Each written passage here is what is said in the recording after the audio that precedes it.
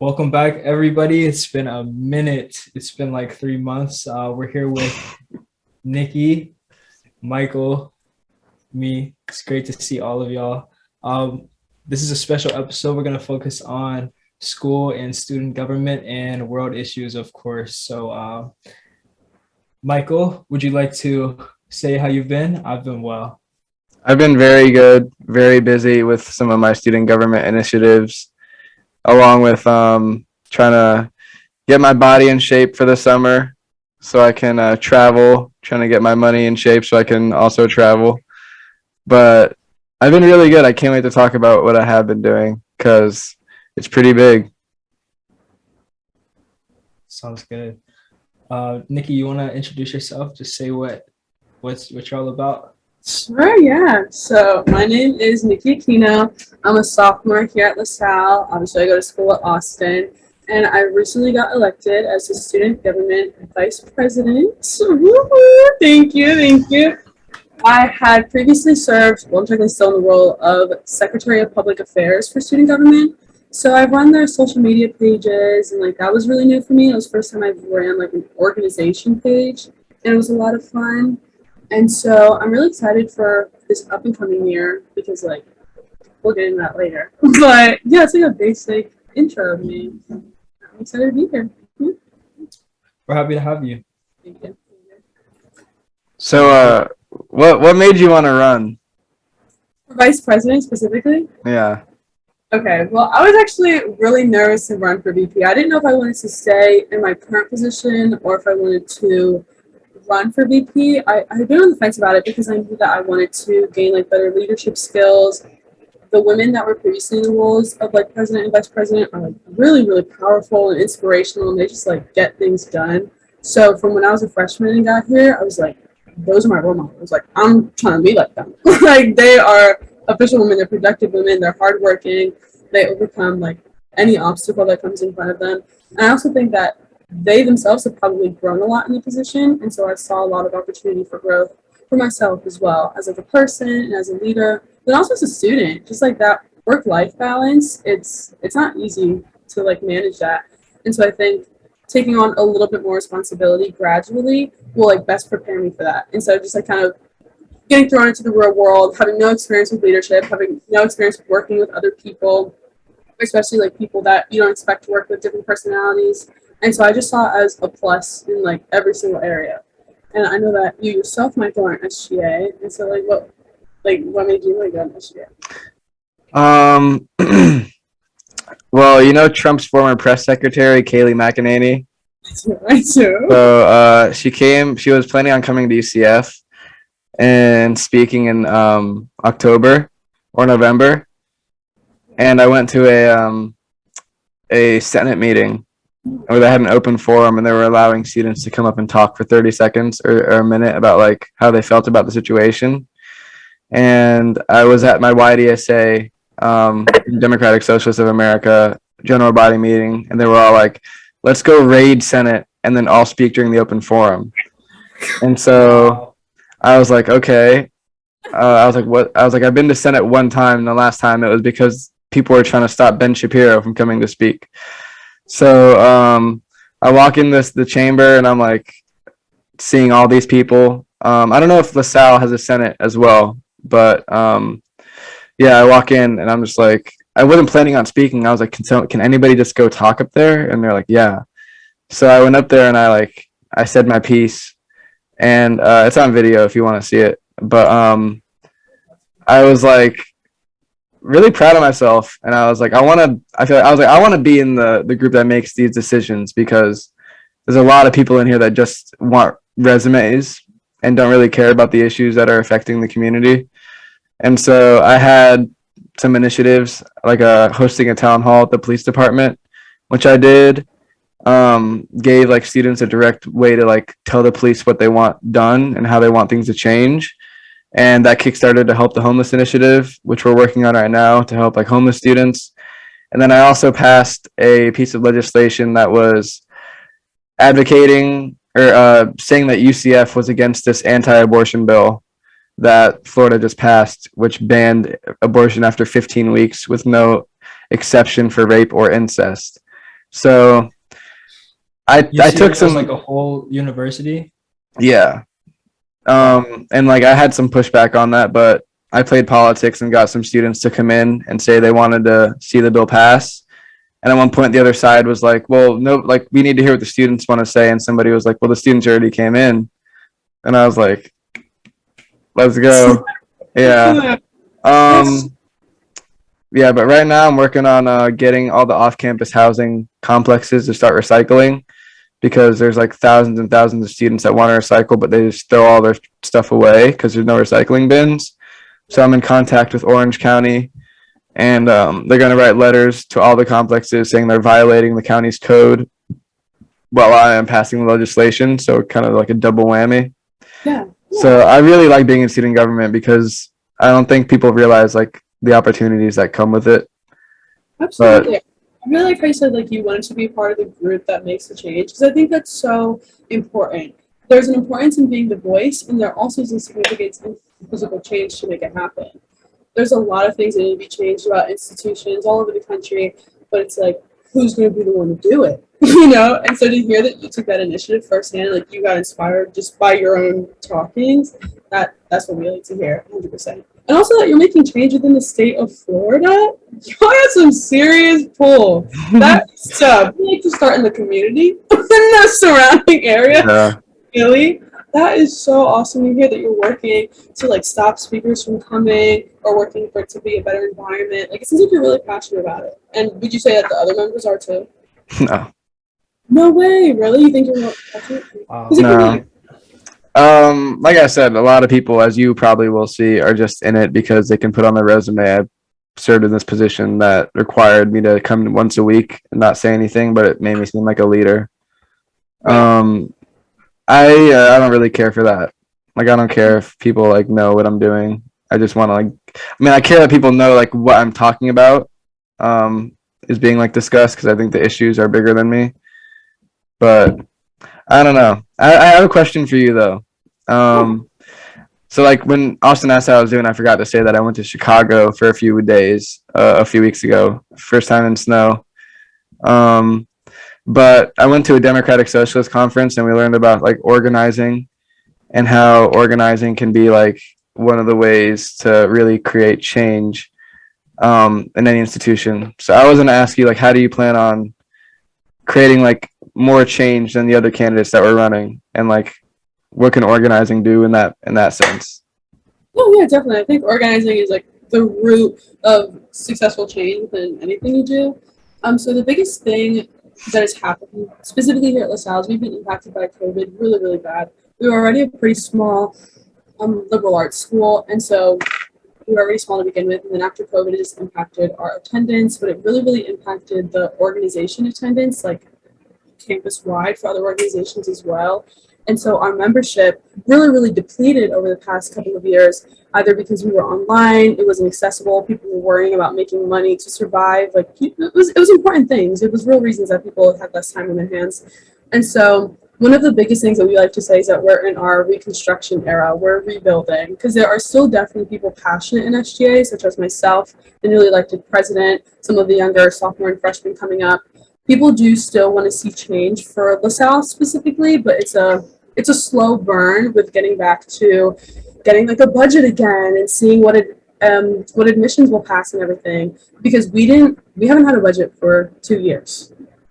We've had $0 to work with, but within that 2-year span, we've made initiatives happen. Like we made one of our biggest, I think probably the biggest thing, the initiative that we've done is the menstrual product pilot program. So LaSalle's a private Catholic institution, and there was some controversy about putting free feminine hygiene products in bathrooms. There was some pushback on that, just from a, I guess, traditional point of view, per se. And we had been working on that since 2017, before I even got here. The other SGA presidents began it, and there was just pushback against pushback against pushback. And then finally, when COVID happened, I guess there were like more attentive. There was less things to worry about, so they were more attentive to things that they could actually tangibly get done. And the current holding president, Isabel Pope, she worked really, really hard to meet with faculty and meet with the advisors, and just to like put free feminine products in the bathroom, because 56% of the population here is women. like 56% of us are women and we don't have free products in the bathrooms. Are you kidding me? And so we like to make small scale changes like that. I mean, to me, that was a big change because it's helped a lot of women. But we can also go on a grander scheme. We like to do some fun recreational things, such as like we had a tradition of like SGA formal, for example. Like that was a really big staple piece of us because that's when we would really connect the student body to SGA and kind of recruit members and get more membership. But that was obviously hindered with COVID for the past 2 years. And so that's something that we definitely want to bring back. We're really, really focusing on having that intimate connection with other students for them to know that we even exist because some people don't know that SGA is a thing. Oh my God, it's horrible. It's how do you not do our government? But to know that we exist, but then also know that we can make change happen. Some other examples would be like during COVID, LaSalle wasn't going to let us have a pass-fail initiative, which most other institutions did. And through a lot of that like turmoil and adversity, it was hard to keep grades up for a lot of the students. And so making sure that we did that petition and that we got a bunch of students to sign and that it actually went through. And so we did actually get the pass-fail initiative to go through. It just meant the world to us. It meant that they were listening to us. And it meant that change starts with us as the students. And so we're just going to go off of what we think is best for next year. We're still in a little bit of a grayish area. We're still in COVID. The pandemic is still very well here because like they just reinstated the mask mandate, but they're getting a bit more lenient with masks, with the size of gatherings, with if you can have food at the events or not. And so we really want to make sure that we're having more events in person so that they can see the organization and we're not just like this faceless group who claims to do things but don't. We also got a day off for when the Eagles won the Super Bowl. SGA sent out a huge petition school-wide, and we got classes off that day. It was a huge celebration day for the city of Philadelphia. And so really just catering to the students and being an advocate for what they need to see in that moment. And that can change year by year. So we're really gonna have to see what's in store for us in the fall. And we have some ideas for the summertime too. Awesome. Austin, any chance you'd run for some I was position? just thinking about that, but I would have to see how my schedule works. I would have to make time for it. But I had a question, like, not to like get into bashing LaSalle, but like how they had a little bit of pushback against that issue of like not providing like feminine hygiene products on a campus with 56% women. Like, Michael, do you see like a complete different like I would say like narrative on UCF's campus with them not being like a Roman Catholic university? Dude, we've had free products on campus. I don't know how long we've had them, but we've had them for a while. Like the other day I was in the bathroom and I was like looking at this thing on the wall and it had all these products. And I was like, I assume those are menstrual products. Right. It's not like a candy machine. But yeah, UCF is a pretty progressive school in my opinion. A lot other than like some issues, we just had like a kind of democratic socialist coup on student government with like 10 to 15 progressive people like hopping in the Senate, and now we like work together to make sure those progressive people got leadership positions within the Senate. So I don't know what it looks like over there, but UCF definitely has some big differences. That's amazing for sure. That's awesome to hear that you already had that. Like we should have had that as well. Like we don't know why it's so long. Yeah, I think it's great that like you are like making it happen though, because like the fact that we haven't had it, that's not something we can change at this point. Like I feel like it's just about, like you said, organizing and getting to the root of change. But I was gonna ask like how we kind of don't really have too many recycling points on campus, Nikki. Like, do you think that would be something like tangible that LaSalle would be willing to do?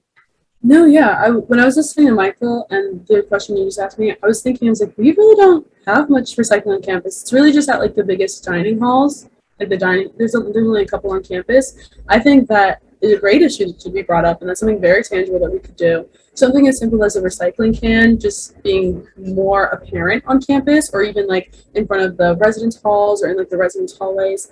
I think that'd be something very, very applicable for us to do. And I think that'd also be something cool to work with the community, because we like to work with the community around us as well. Like LaSalle's not a gated off campus. We are smack dab in the middle of Olney, of Germantown. This is their community. We came after.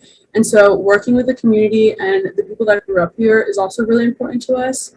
Like we do community cleanups a lot with them in collaboration with them, which is, it's always such a grand time. It's always so fun talking to them.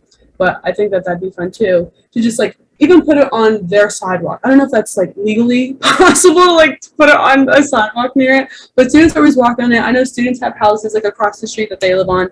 So even them just putting out a recycling bin to just like encourage further recycling and really just less impact on the environment. I think that's an amazing issue to bring up for sure. And then I was going to say something because Michael brought it up. Like, what's the difference in your SGA like classes? Like for us, we have representatives, senators, executive board. Like, how's your structure go? Ours is honestly pretty complex because we have a school of 70,000. I think it's like the biggest, either first or second biggest school in the nation. Oh wow! So we have the judicial branch, the executive branch, and the legislative branch. Within the legislative branch, we have the Senate and some other like little positions. But within the Senate, we have the vice president of the Senate, speaker of the Senate, deputy legislative affairs, internal affairs, all that stuff. Those are like higher up than the senator. We have like multiple committees within the Senate and caucuses like Hispanic caucus, Black caucus, LGBTQ caucus, Women's caucus. To like tackle and figure out what we're going to do regarding all those different groups. And then the executive branch has sustainability and transportation, diversity and inclusion, safety and transportation. They work with the president and vice president of the student body, which vice president, let's go. But yeah, they work with them, but it's pretty complex, honestly. It feels like I'm part of like some group that's deciding the outcome of a city. Fate of the world at this point. Yeah.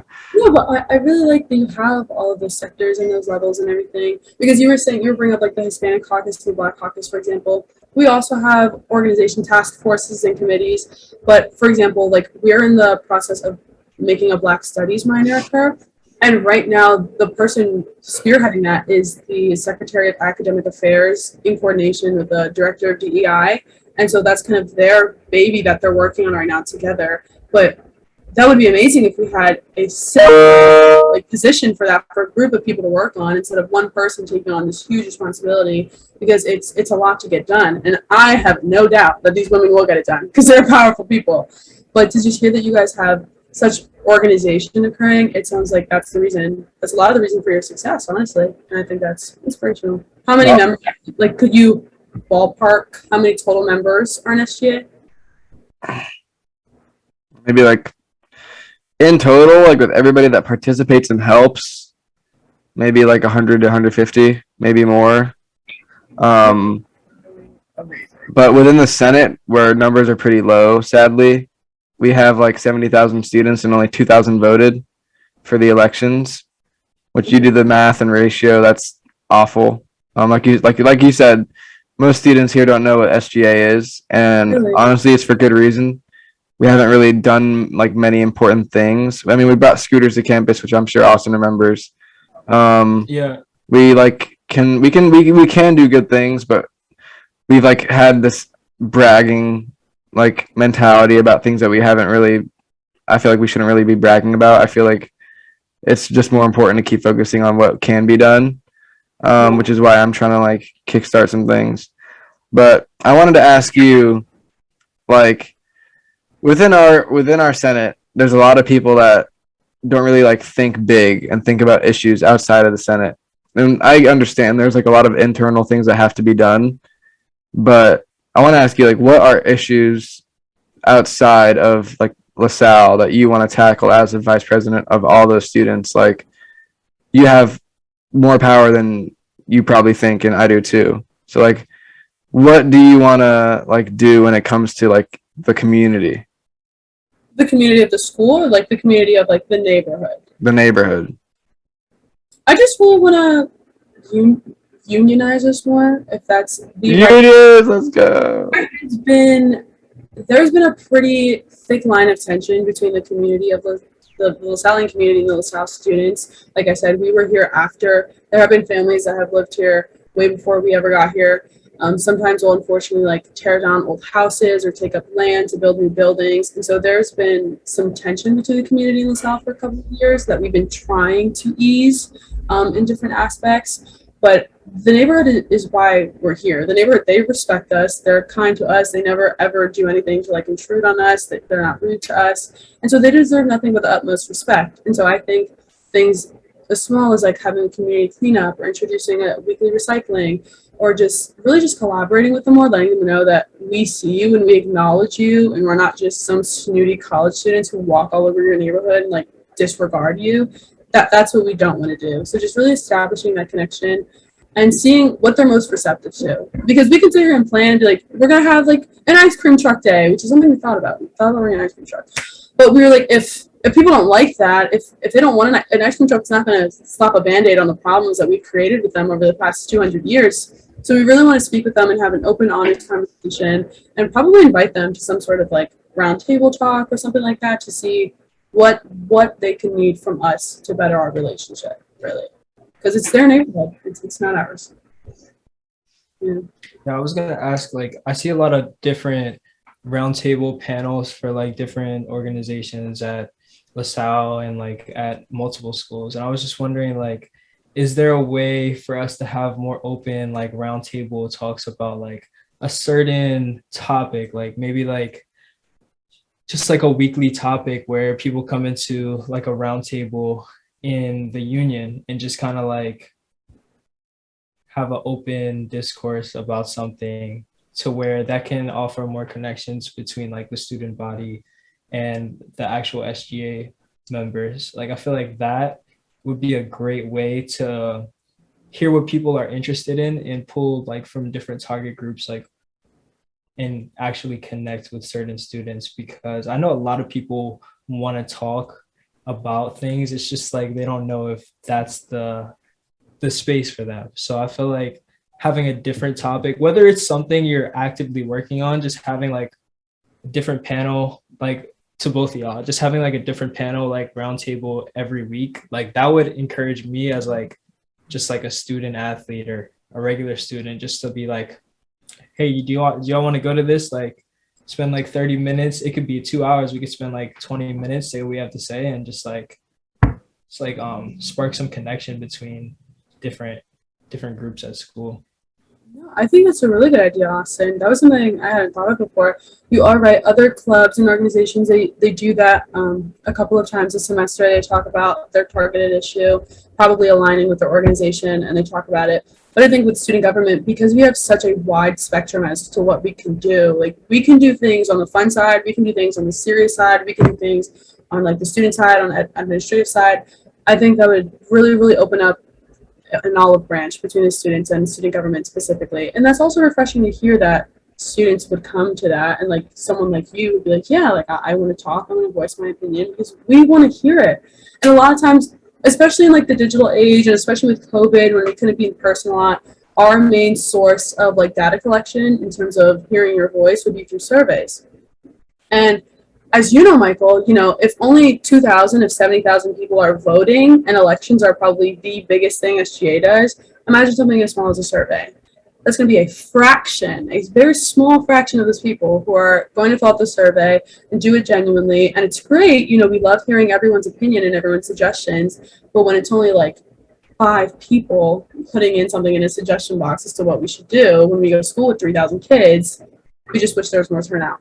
And so I think that some sort of roundtable talk repeatedly that could be surrounding things that we're doing, current initiatives, or things that we want to do, or just having conversations as to what's going on around us, just literally mainstream news. I think that'd be really, really important. I think it's a good idea. And I think that's something that's actually really feasible, because even if, let's just say, the worst COVID restrictions are back, we can sit 6 feet apart. That's okay. I can still hear you. It's no big deal. And so I really like that idea. I do. Definitely something I'll be bringing back to the chalkboard. Sounds good. Got it. Got it. Sounds good. Because like it doesn't have to be that serious, but I know like a lot of kids just, want something to do some afternoons and like it could start serious. It could end with like some food, some drinks, maybe Yeah. just like a spectrum of whether it's serious to like entertaining. But I feel like just the connection of like trusting you're being heard on campus, that's what COVID kind of took away from like a lot of campuses. I agree. Yeah, I definitely agree with that point for sure. We used to, pre-COVID, we used to have town halls. And pre-COVID, our membership was significantly higher, and SGA was really, really involved prior to COVID hitting us. But unfortunately, COVID just took that all away. And I think it's really affected. I don't think we can have a town hall again. That was the last I heard from administration. They're like, okay, since we already took it away, I guess keep it away. I don't know the deal behind that, but I think a roundtable talk is kind of that bridge between what student government does behind closed doors and what you're actually seeing and hearing and have knowledge of what we're doing. Do you guys have town halls, Michael? I would imagine you do. A little bit, but not the ones I'd like to see. It's more of like a pretty soft town halls. I like having ones that really not controversial, but create discussion. Like having the UCF PD town hall. That was like my baby, because I was like, I understand why a lot of people aren't happy with the way the police are operating in this country. And I don't think like not having a discussion with them is going to change anything. So, when I brought the students in, students were like asking how you guys plan on solving these certain issues and resolving these problems. And we kind of put them on the spot. And we also got to talk about like, what can we do in the future? So one of the initiatives I have is having a town hall with the student body president and the vice president, and also having a town hall with the university president and vice president. Because I'm not going to lie, I think they love the photos, but I don't think they love the action. Right. And as somebody who like follows politics, I hate most politicians in the country because they all love the photos and they don't love the action. I don't think we have time for the photos anymore. So I want more town halls, and I'll be working on them soon. I'm very excited. Single-handedly plan them? I have a lot of help, but the PD one that came from me. I'm not going to say like it was all me though. I couldn't have done it without the help of a lot of people in student government and some people at the police department who really also wanted to see everything come to fruition. But I don't know how comfortable they were at first with having students go up and talk to them without any like pre-written questions. And I was like, then why you don't trust the students then? Like that just shows like we don't have that bond that we need. Your point, literally. Yeah. Right. I wanted to ask you, Michael, because I'm sure you've seen your fair share of slumps in student government. Like you could just kind of go through like a slump period where you're like you don't really have anything to do, you don't know what to do. How do you keep motivation going or inspiration going, either for yourself or for like the people that you work with? Because it's hard, but it's very real. It's very real to hit those walls. For myself, it's a little interesting. There's an author who I really like named Chris Hedges, and he's like this, middle-aged white guy, and he was like, if you are somebody who's white and you live in America, it's very easy to like fall out of your ideas of like where you are and just slip into this like lazy privileged position. And he was saying it's important to remind yourself of your privilege if you're a white person. So one thing I like to do is read or like experience things that I'm not used to. And I remember like, as much as I have everything I want here, there's a lot of people that don't have what they need and don't have what they want. Like there's homeless students who can't, eat food. So I like reminding myself of like where I am and what I can do for other people. But also I like meditating. Meditating is like my favorite thing. I meditate all the time. I lead meditations with some people like once a week. I need to attend the class. Please let me know. Yeah. Sick. Yeah, you have to. You have to have sort of creative outlet, because when you're always making change, sometimes it's hard to figure out what do you want to change next, And a lot of a lot of what we were doing this year in SJ was honestly a lot of recovering from the previous year. Our current president and vice president, they kind of came into the position due to like 2 presidents ago, they stepped down. So it was just a very sudden shift of power very quickly. And so just recouping from that, they handled it amazingly. And I still think they're some of the best leaders I've ever met. But just making sure that everything's organized, like we went over and like re-amended our constitution. That was a really big accomplishment for us that we've been pushing off for literally 10 years. The last time the constitution was written was early 2000s. And so we just went in and modernized it to really align with current day, because the constitution had nothing about what to do during a pandemic. Like, we couldn't see that coming from a mile away. Yeah.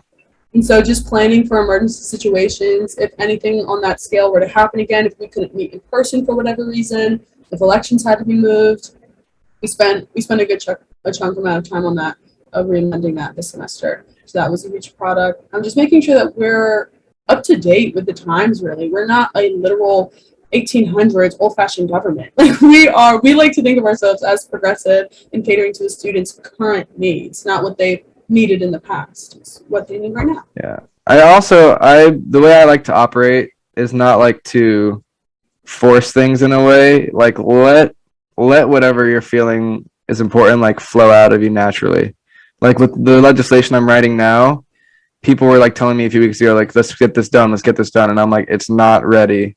Like, it needs its time. I need to like get more on it. I need to make sure it's all prepared. So like, just like let things happen the way like they can and like occur in a natural level. Like, if I know that as a VP you're gonna have a lot of like initiatives, don't like force something if you don't think it's ready. Like, if it's really that important, make sure it's as good as it can be. I appreciate that. Yeah, for sure. Especially in this fast-paced society with technology and instant gratification of everything, I think it's good to remind ourselves to slow down and that some of the best things take time. Definitely. Yeah, for sure. Yeah. One thing that's on my bucket list for next year for SGA, definitely a more recreational fun side, is I don't know the event, I don't know the reason, but all I know is that I want to rent a bouncy house for the students. I know that's what I want to do one time, at least next year. I'm thinking probably somewhere along the lines of like a Far Carnival or like homecoming or something like that. But just like something just fun that we can be kids again. I feel like there's been so much serious pressure on us with COVID, and kids have had to seriously think about where their next meal is coming from and if their parents are okay and if their parents have been affected or even died because of this. Like, we've had some serious lives impacted with this, and I think that everyone needs to be reminded that we're only 20, we're only 19 through 21. Like, it's okay to be a kid sometimes, and I want you to enjoy your time here, because being at college is a lot of pressure, period. No matter what you're here for, what organizations you're in or not, college is hard. And so just to take a moment to like laugh with your friends or just bounce in a stupid bouncy house, I think that'll make all the difference. That is, like, as much as I am serious sometimes, I do think those events, they really do bring some lasting memories. Like, those are really important. Thank you, for sure. I wish I didn't have to go in like a few minutes, but I wanted to ask, I heard you talking about, how we're living in an age of instant gratification. And that's one thing Austin and I like emphasize that we want to be a focal point of this channel, is like discussing how the times that we live in are like very new. Like, the idea of forming a romantic relationship over the phone and then meeting the person, like, that's you get me started. That's something like completely like new in society. So I don't know, how do you view everything that's going on in the world right now, especially with technology? That's a broad question, but like, just go for it. I totally understand. So I definitely consider myself, I align myself with Gen Z, but I align myself with the earlier version of Gen Z, because I did go outside when I was a kid. I did play on the hill. I didn't have a phone. I had a phone pretty early in life, but I didn't have a phone like in kindergarten, like some of the Gen Zers today. And so I think that instant gratification is what fuels a lot of Gen Z today. Our attention spans are lower. We expect faster and bigger and better shipping from stores. We really just want what we want immediately, no matter what medium it's coming through, shopping, music, whatever it may be. And I think that I'm interested to see how it affects our adult life. I'm interested to see how it affects our careers, if we can maintain a career, if we can keep houses, if we can pay mortgages, because we're not being brought up like our parents were. But then also, let's not ignore the elephant in the room, COVID. We missed 2 of the biggest years of our lives. Everybody did. Every child, K through 12 and older, they missed huge milestones, every single age. If you're under 30, I personally believe that you missed really big milestones, no matter how old you are. And so I think that plays a big part in it too. But then that also forced us to go on our phones. Like TikTok obviously blew up over quarantine. And I think that's a huge cause of our shortened attention span. And I think that it's going to be interesting to see where it goes from here. But I think that it definitely drives us. Instant gratification is very, very real. And it's a reward system. Like every time we get a notification, every time someone texts us or likes our picture or tweets at us, our brain tells us that is a reward. So therefore we're going to do it more until it's habit. And most of us already have it habitualized. So very convoluted and complex topic. But I think we all experience it in one degree or another. I think we all love instant gratification some way, somehow. But that also puts more value in the things that take longer, like whether it be a longer career route or just waiting 2 weeks for a package. Whatever's just lengthy to you, it makes it that much more the wait because you have been waiting for it and it didn't just come in the palm of your hands when you wanted it. I think that's going to play a big part in it too. Facts. Yeah, talking about the complexity, I think one good thing that did come from that period was just like something small as being able to being able to work remotely. I think it's good to have face-to-face interaction, but sometimes just having the ability to work from home and like still structure your life around your life outside of work and complete your work life, I think that's something that is beneficial to society because we don't have to be in the same office building to connect and finish and like collaborate and do things that we can at the same like productivity level. So I think that like all good and bad like come together. So I think that is important though, like just focusing on more than just short-term gratification. Like it's usually worth the while. Everything good is worth waiting for. I sadly have to head to class, followed by a Senate meeting where I'm going to plug this podcast at the Senate meeting tonight. Me too. Oh my gosh. Well, you have to go be studious, go be governmental, go make change for sure. Can't skip that. Thank you so much, Michael, for the amazing conversation. And we should definitely, I want to get that UCF SGA information. I do still run the Instagram page, so, Yeah. Thank you for hopping on. Austin, thank you for bringing her on. Thank you, guys. I miss you very much, Austin. I'm going to see you in DC in August. Yeah, normally our episodes are way longer, Nikki. So like we'll have to have like a follow-up episode at some point. Please. Yeah. I can talk about instant gratification for hours. Let's do it. Yeah. Like I just wanted to have like a genuine like introduction, but we normally talk about anything and really like whatever comes up, we just like let it go, like let it flow. So I'd be like really looking forward to like a follow-up with y'all. Me too. But Nikki, before we go, do you have any like socials you want to plug? Yeah. People can find you and I would love for people to see at LaSalle SGA because I run the whole thing. Everything you're seeing is what I've done for the past year. Please, please, please go like and follow at LaSalle SGA. And then my personal account is my name at Nikki Aquino. And I usually keep up with LaSalle current events there too. So yeah, just plug those 2 things. All right. Austin, you want to take a picture? Yeah, take a picture for the the thumbnail. I'm gonna take a few. We all do the peace sign. Sounds good. Yeah, I do. We have to. All right. All right. Peace out, guys. Have a good class, Michael. Have a good break. You too. Thank you, everybody, for watching. Good luck with all the initiatives. Exactly. And Austin, I'll reach out to you soon, homie. Yeah, everyone finish the semester strong. Get some A's. Facts. All right, guys. Take care. You too. Peace. Talk to y'all soon.